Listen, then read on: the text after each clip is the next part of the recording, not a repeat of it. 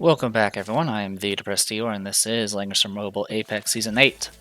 Alright, we're going up against Melkor, which the name kind of stood out to me, so I did look over my previous logs, and I've fought him before. I fought him, this will be the second time I fought him this season, and I actually fought him once last season. Besides him, there's only one other player that I've encountered more than once. I believe I think his name was like Stranik with some number at the end.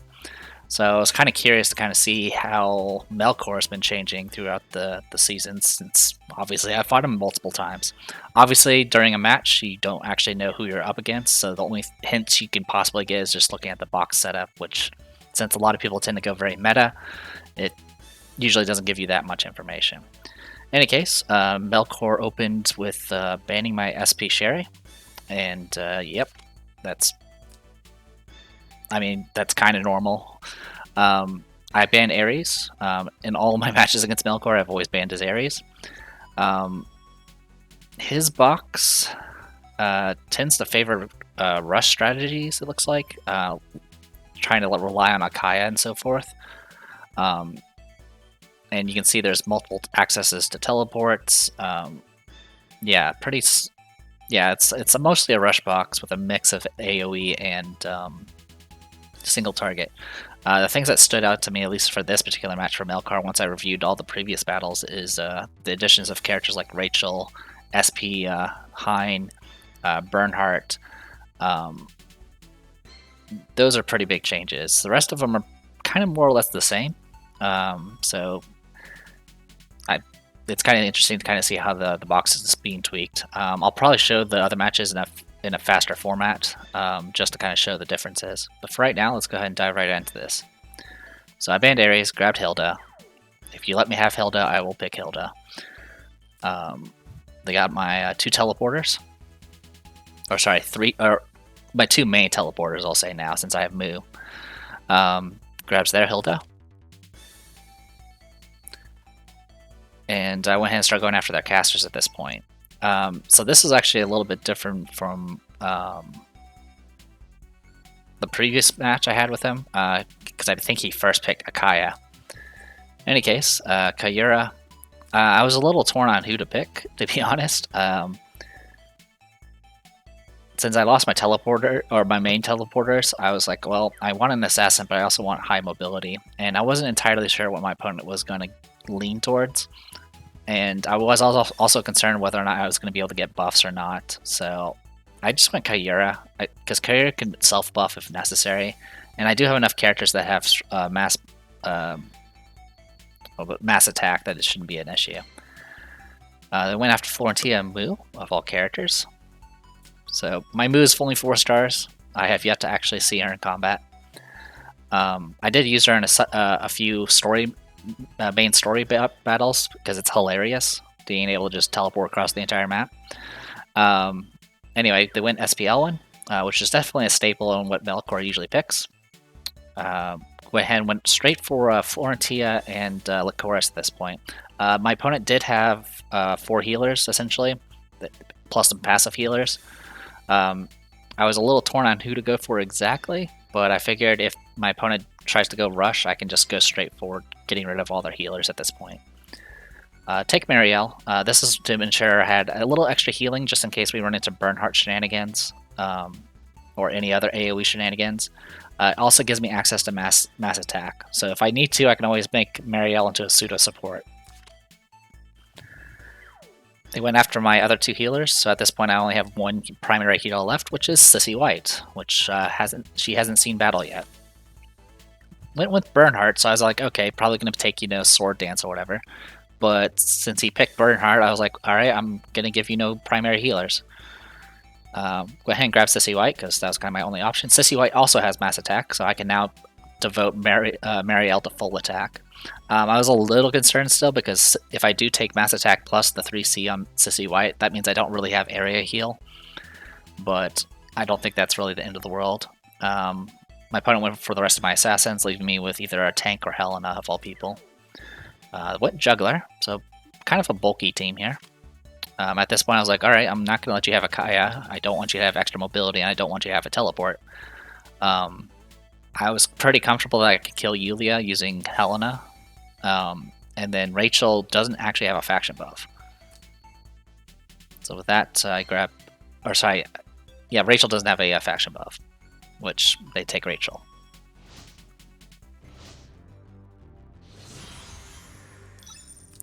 Okay, so like at the start of every turn, Sissy White at 6 stars will get 2 of these little coins, and they can be used for either for certain abilities, or it can be used for summons. She can either summon a infantry, cav, or a spear troop. The spear does have access to physical guard. The infantry has access to roar, which can obviously dispel buffs, and the cav has I think smash, which can do guard negation. Anyway, Kyura went with just standard kit because Sissy White of course has mass attack. This was probably my longest setup ever. I used up nearly all the time trying to figure out what I was going to do with Sissy White. I decided to just be like, well, my opponent has a little bit of AoE, but I was pretty confident that I was going to be able to kill Rachel before she can actually do anything significant. Juggler doesn't actually have a faction buff, and well, I didn't know that he was going to have no faction buff because he could bring one, but essentially it was going to be Juggler, Rachel, and possibly Bernhardt as AoE. Juggler can only do AoE once, usually, maybe twice if you bring both skills. Rachel, of course, no faction buff, so her damage is going to be kind of minimal. And Bernhardt was really the only one I was concerned about because, of course, his AoE can heal negate. And Elwyn kind of just exists. Oops, sorry. So with that in mind, that's why I kind of was like, you know what, I think I'm okay with sticking with single target. I can always hold Marielle back and use her heal if I need to. Also, she has passive healing as well, so if necessary, the heal negation that Bernhardt does can be dispelled.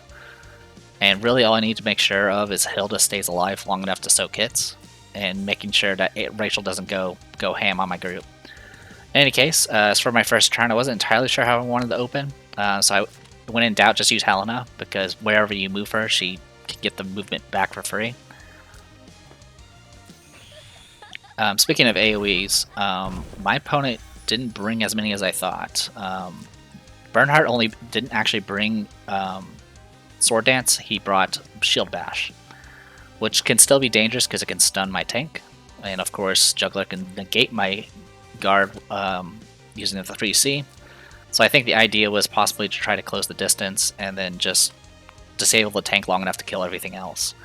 And then their Hilda didn't bring a faction buff because obviously Bernhardt's here, and brought Dominating Formation, which of course gives that fancy terrain to avoid move again and act against, which is pretty helpful because that means even things like act against from Chivalry, move. I don't know if it triggers off of Starshine, but things also like Enduring Faith or the 3C act again can be negated, so it's not a bad call at all. Their Rachel of course went all AoEs, has no buffs though. Their Juggler has no buffs, and then their Elwyn can be buffed by Bernhardt if necessary, and also has this 3C now, which I haven't read yet. When friendly units die, restore 20 HP and gain Force of Will. Before being forced into battle, restore 30% HP and heal 30% of the damage dealt after battle lasts for 1 turn. Okay, this isn't, that's not the 3C. That's, I think that's the other SP Elwyn skill, which I never usually see. It's not a bad pick since he already has a faction buff. Alright, at this point, main thing I counted was Juggler Steps, because he can teleport. And I'm pretty much going to be just a couple of spaces short of being within melee FM when he teleports.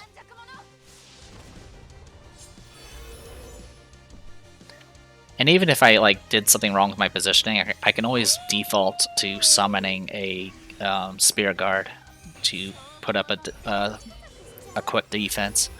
The summons that Sissy White has, of course, are not designed to stand up to a standard, actual character, but they do enough. I was a little surprised about this start. He just went ham here. He just went straight in with Sword Soul, which of course did pretty much nothing. It's against Cav. I did bring Phalanx because majority of my opponent is physical, not besides Rachel. So I was already doing reduced damage already, and of course I also had War Goddess, so I debuffed him even further. Well, I didn't debuff him, but I reduced the damage I took. In any case, I go first, and I kind of had some choices on how to deal with this. I could have either went straight for Rachel and tried to go for kill there. The other option, of course, is I could go for Elwyn. If I was going to go for Elwyn, it would need to be with Marielle, because obviously he can self-res. Or actually, sorry, I could do it. There's another way I can do this. I could do it with Helena, because the self-res that Elwyn does restores him to minimum health. So all I need to do is hit him with something, and it'll kill him. Cherry Blossom was definitely overkill, but I wanted to be safe. I think I probably would have gotten the kill normally. But as you can see, yeah, I did all that. Didn't really need to. My opponent retreated at that point. I don't know why my opponent just rushed in. It's possible that my only guess is maybe his AI took over. I don't know. But yeah, there's losing Elwyn that early wasn't particularly helpful. And since I guess the only other possibility was he was hoping to heal negate, and that heal negation can't be dispelled. But Hilda's immune, so it doesn't really solve anything.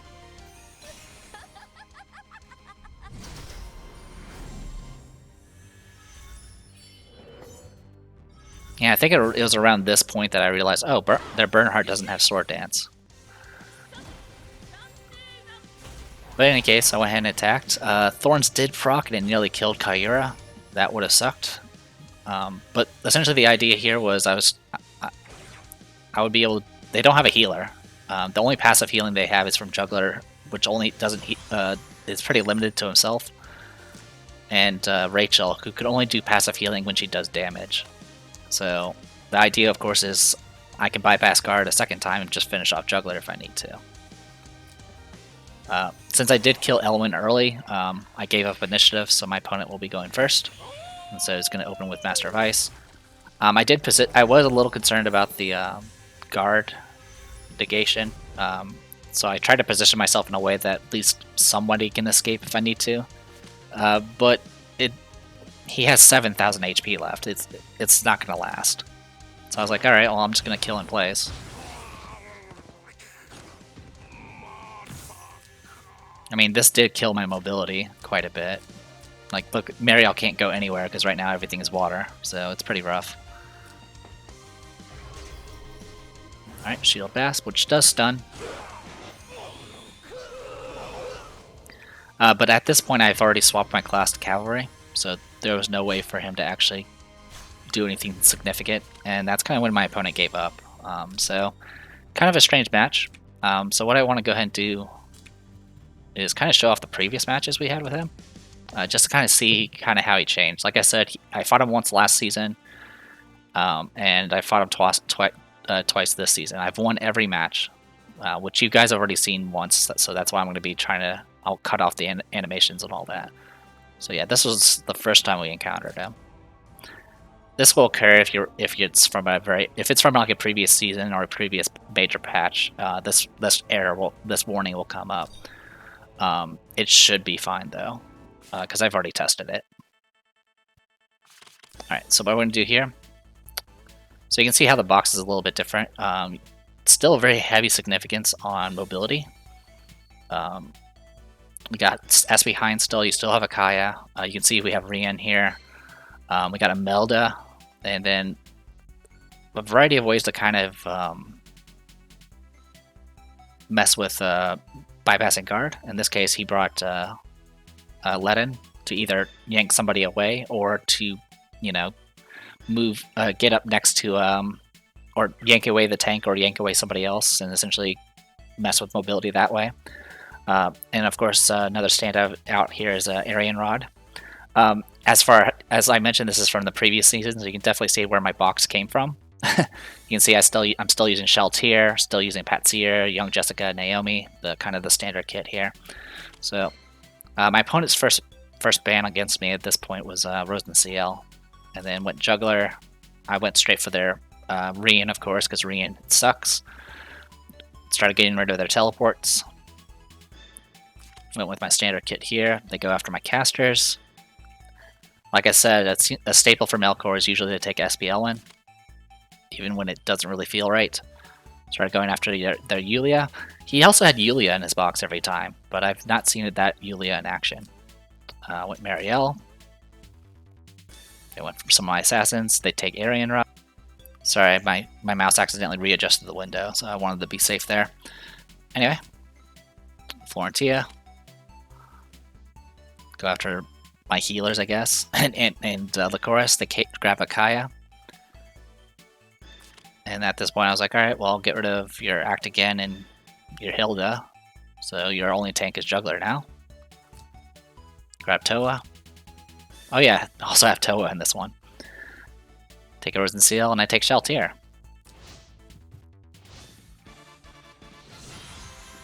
So yeah, I'm not going to go into the specifics here. We're just going to kind of see how this went. So yeah, definitely a staple for Melkor's box, or at least how it feels from my previous over the matches here, is to kind of try to use some sort of way of closing the distance as quickly as possible to overwhelm the opponent, either with raw single target damage to try to just assassinate or just overwhelm a tank, or rely on just massive amounts of AoE. Unfortunately, my opponent underestimated Toa's range, and I was able to just immediately take out their AoE at this point. And at this point, since I'm already in my opponent's face, the benefits of Akaya is pretty much lost. And as you can see, I'm already using my mobility to try to quickly.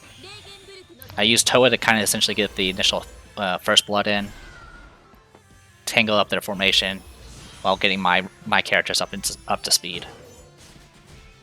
So at this point, yeah, we both lost one, but I now have the initiative, and I'm already set up to go for kill now. Also, this Elwyn didn't bring unicorns, so his mobility was really not great in this map. And again, just slams against my Hilda. I mean, at least he brought flying troops instead of Cav, but as you can see, just you're not going to do anything to a Hilda with a SPO Elwyn. It just doesn't happen.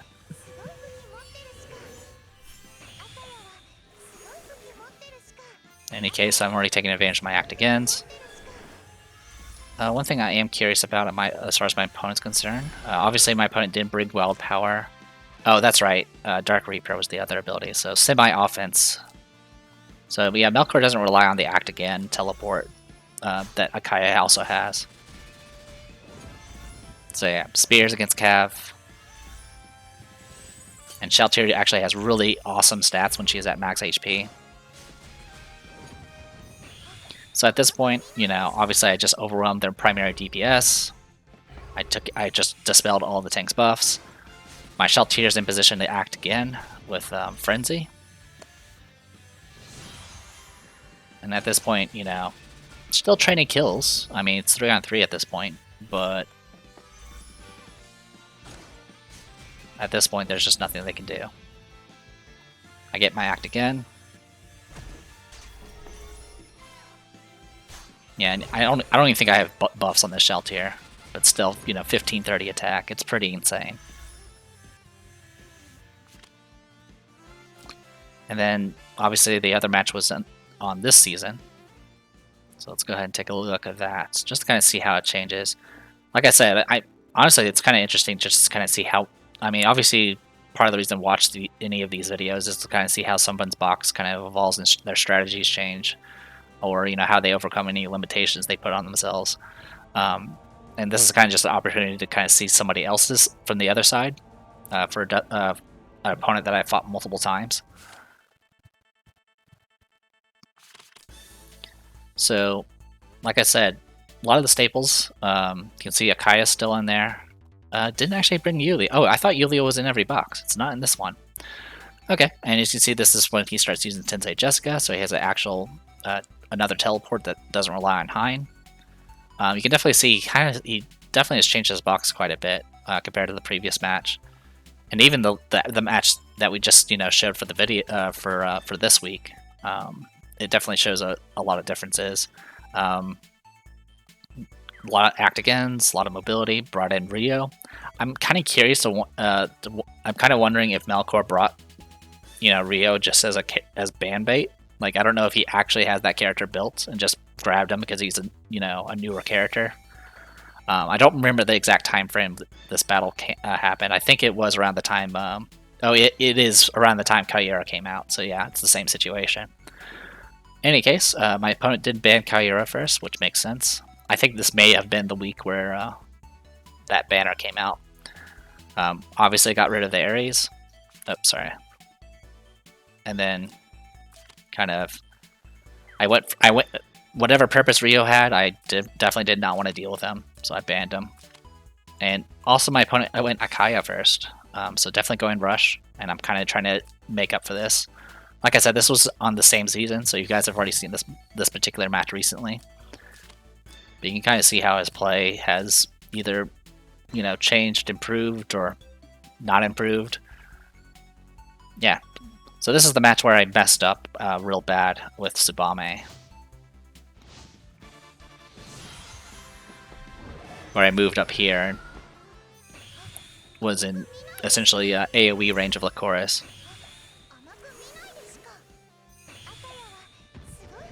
But this is probably the one match where SPL1 actually did something, so there's that, I guess. But like I said, even though I won all these matches, this is not anything to smack down this particular particular player. I actually was just genuinely curious to kind of see how their box has changed over the time. And like I said, this is the only opponent. This is the opponent I fought the most. I fought him 3 times so far, at least over the course of multiple seasons. Which I guess is kind of interesting. I mean, part of it might be because I switched time slots to play in the very early mornings, but it does feel like I usually have a tendency to run into different opponents, even when I stay in the same rank. I think part of that is possibly because my opponents may have moved on and moved to a higher rank, or just a lot of people happen to play in that particular rank. A lot of people tend to just go gold 3 and stick around just because they want the skin and that's it. In any case, I can go ahead and use this time to go ahead and talk about what's coming. Obviously, this coming Thursday will be the Christiane and Suzette banner. I will pick up both characters, but obviously the main draw is Christiane, who's going to be a new princess faction buffer who's actually a tank, and she's a very good tank. I don't know how effective she is at low stars, but I may end up swapping her in regardless and replacing Freya, because at this point I don't use that much Origins factions, and I have what Origins factions I do have, they either can buff themselves or it's pretty easy to get a buff on that particular character because I have so much access to Gospel, Strength, and Mass Attack at this point. And I don't really need to rely on defensive buffs as much anymore because I usually try to not let my opponent AoE me. But yeah, so I'll be trying to go all in and trying to get as many Christianes as possible. Obviously, I do want to get Suzette, but unfortunately Suzette is kind of a... she's essentially an artillery archer. Like, she's an archer that focuses mostly for like long-range AoE stuff, which is kind of neat. It's a neat idea, and it may have some potential against like flyers. So I'm kind of curious to see if Suzette actually gets anywhere in the meta with the additions of more flyer characters such as Wedham. But from what I've seen Suzette in boxes, but I've never seen her in action. And as far as the tier lists are concerned, at least for the Chinese servers, she's like C tier, like she's pretty low. It's actually kind of interesting looking at the tier list because there's so many characters that are actually pretty up there. There's not really that many characters that are considered bad. Besides, I guess, Anna, because apparently they forgot to even put Anna on the list. But and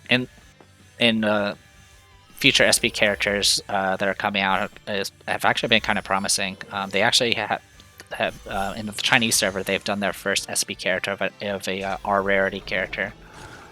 So that'll be kind of neat to kind of see if how they bring up those common units. It would be nice to kind of be able to use them again in the meta, or at least make them viable enough to not feel like a hindrance when you use them. But yeah, that was kind of the gist of it. Like I said, the match, you've seen the match before. I just kind of wanted to show what the difference is over time. I'm definitely kind of curious to find him more often, just to see kind of how often he changes his box and stuff. Like the span of time here.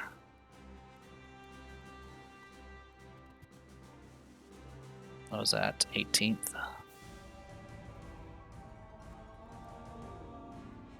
Yeah, it was about a month ago, it looks like. So, yeah, kind of interesting, kind of see how things change over time. And like I mentioned, new banner's going to be coming out this week. Hopefully, I will have better luck than I did with the last banner. Also, Arknights has also got a major update coming that same day, so I'll be doing lots of gacha stuff. So until then, I am the Depressed Hero. This was Langrisser Mobile Apex Season 8. I'll see you guys later.